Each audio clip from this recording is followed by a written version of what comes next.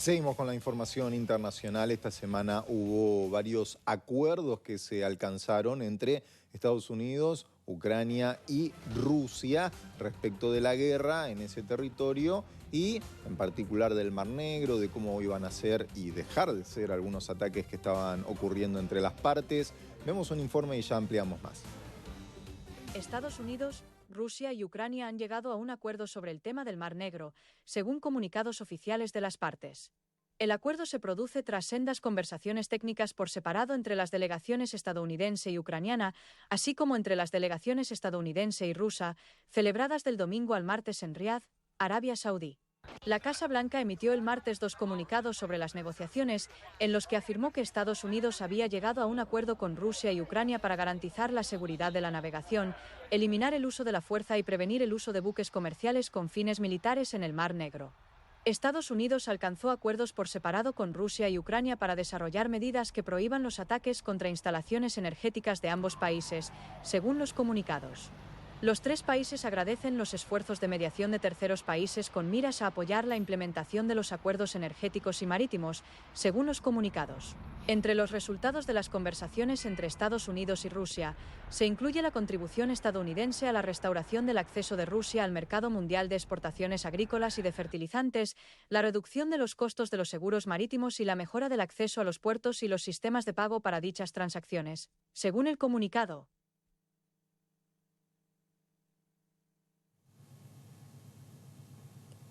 Ahí veíamos un poco cómo viene la situación con estos acuerdos que se alcanzaron entre Estados Unidos, Rusia y Ucrania. Lo principal tiene que ver con el Mar Negro, ¿no? Vamos a ver primero un mapa respecto de la zona del Mar Negro. Es un punto comercial muy importante, ¿no? Para eso vamos ahora a aprovechar nuestra gran pantalla. Allí les voy a estar mostrando cómo este punto de comercio estaba anulado. ¿Por qué? Porque se producían muchos ataques en esta zona que estamos viendo aquí, ¿sí? Este es el Mar Negro. Fíjense cómo tiene estas costas cálidas. Fíjense, desde esta línea, todo por aquí, hasta esa línea que está acá arriba, son las fronteras reconocidas internacionalmente como parte de Ucrania, incluida la península de Crimea. ¿Qué pasa? Que la península de Crimea en el 2014 la invadió Rusia y acá en el estrecho de Kerch armó un puente, el más largo de Europa, para intentar argumentar que Crimea estaba más cerca de Rusia que de Ucrania y se quedó con esta parte. Pero también desde aquí lanzó, cuando fue la invasión hace 3 años, a gran escala, lanzó tropas hacia estas zonas y también desde allí hacia aquí. El acuerdo ahora tiene que ver con que los barcos que están en el Mar Negro puedan transitar, sobre todo con granos, con alimentos que salen tanto de Ucrania como de Rusia, sin que sean sujetos de ataque, que se los proteja, ¿no? Y ya que estamos hablando de Crimea, vamos a pasar a ver un mapa de esta región en particular. Aquí estamos viendo más ampliado, ¿no?, lo que es Europa. Ahí vemos la República de Polonia, por ejemplo, miembro de la OTAN. Aquí estamos viendo Ucrania y aquí estamos viendo Rusia. Partes importantes, el Donbass, una región que comprende 2 oblasts, 2 provincias, que son Donetsk y Lugansk, que aquí es donde se estaban llevando las batallas desde 2014 para acá. No se sabe por qué, cuando fue hace 3 años la invasión a gran escala, fíjense a cuánta distancia nos tenemos que venir, lanzaron una invasión sobre Kiev y estuvo la matanza de Bucha, ¿sí? Pero eso es un tema que vamos a ver cómo resultan las investigaciones internacionales. Crimea la reclaman los dos bandos, ¿sí?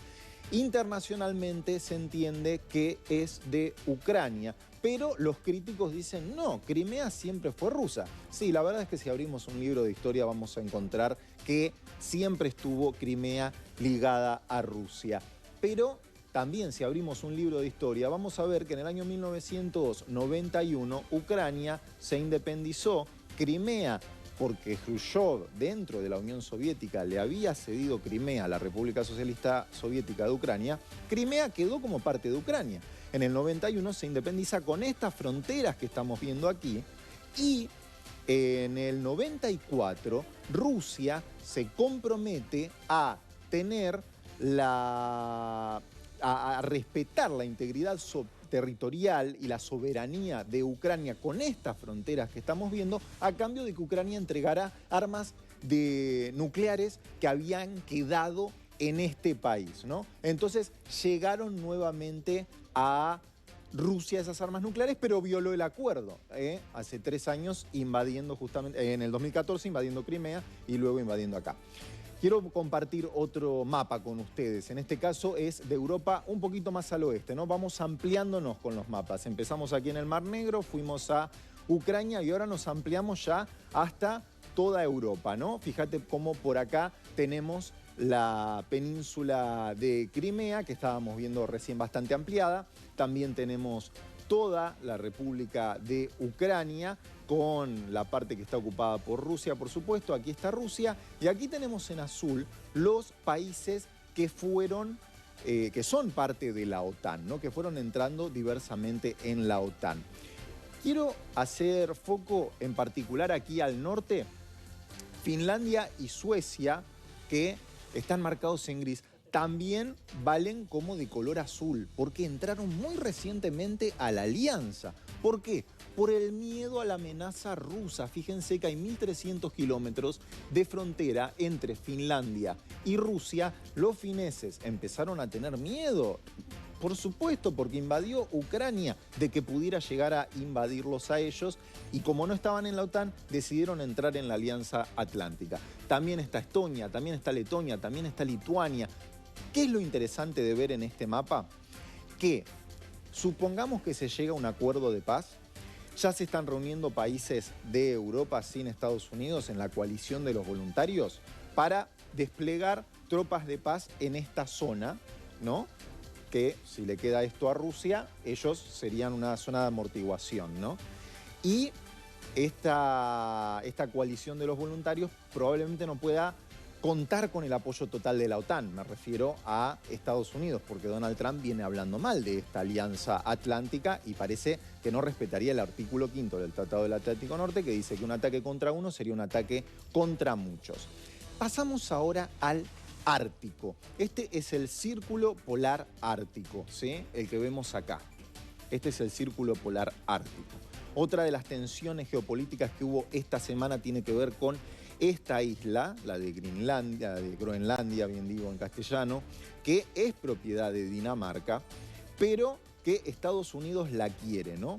Y algo que se estuvo hablando un poco menos es que Rusia está reactivando por esta zona bases soviéticas que estaban en desuso, ya se habían dejado de usar, ¿no? Entonces, fíjense cómo esta zona, que es muy importante porque también, como habíamos visto antes en el Mar Rojo, por donde los hutíes están atacando a los buques comerciales, bueno, esta también es una zona importante de paso de buques comerciales cuando el Polo Norte se vaya de a poco habiendo menos hielo debido a el calentamiento global. Entonces ya Rusia empieza a activar sus bases viejas y Estados Unidos empieza a poner su foco en Groenlandia, porque este va a ser un paso muy importante, en principio de buques comerciales, pero también podría ser un foco militar muy importante. Este es más o menos un resumen con varios mapas que estuvimos viendo de lo que estuvo sucediendo esta semana en materia de actualidad geopolítica en general. Vamos a seguir ahora con información de Tailandia, ¿sí? Vamos a compartir con ustedes en vivo lo que está sucediendo allí.